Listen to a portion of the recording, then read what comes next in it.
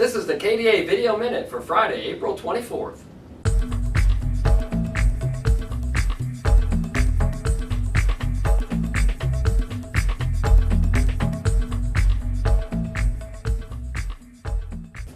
Well, the KDA is coming off a very successful annual meeting last week at the Hotel at Old Town down in Wichita.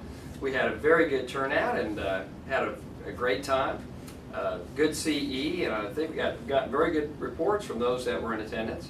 Also, we, of course, Dr. Rob Herwig awarded his Dentist of the Year to Dr. Max McReynolds, and the Harry M. Klenda Award to Dr. Jim Trotter during the President's Dinner on Friday night. You can see some of that video here at the KDA website.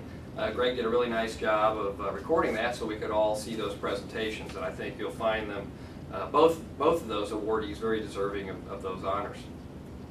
Then during the KDA annual business meeting on Saturday, Dr. Brett Roos became the president of the Kansas Dental Association as Dr. Rob Herwig passed the gavel on to him.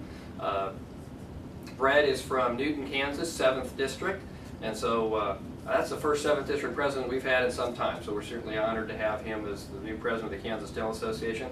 Also elected was Dr. Jason Wagle from Wichita. He's now the secretary of the KDA. The other officers include Dave Hamill as the president-elect. Dr. Hal Hale was elected vice president. He's from Wichita.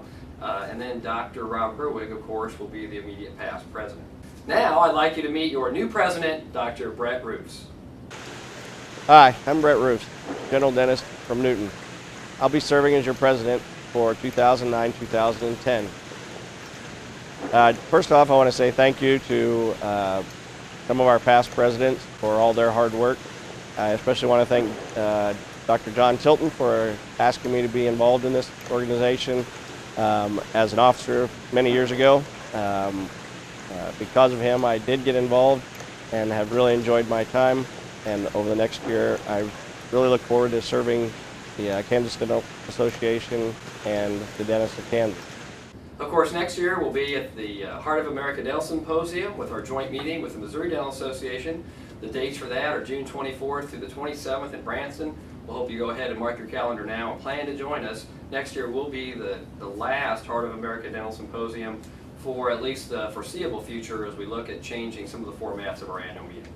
As we discussed before, the Kansas legislature is in recess right now. They'll come back next Wednesday in full session and finish out the session. But right now, the budget committees in both the House and Senate are continuing to work, and frankly, they're continuing to slash the budget. Estimates on revenue for this year, even though they've cut many things, are still showing that revenues will be about $328 million below expenses. So as a result, they're struggling with trying to find that money. It's looking like 5% or more across the board cuts to all agencies, as well as other specific programs.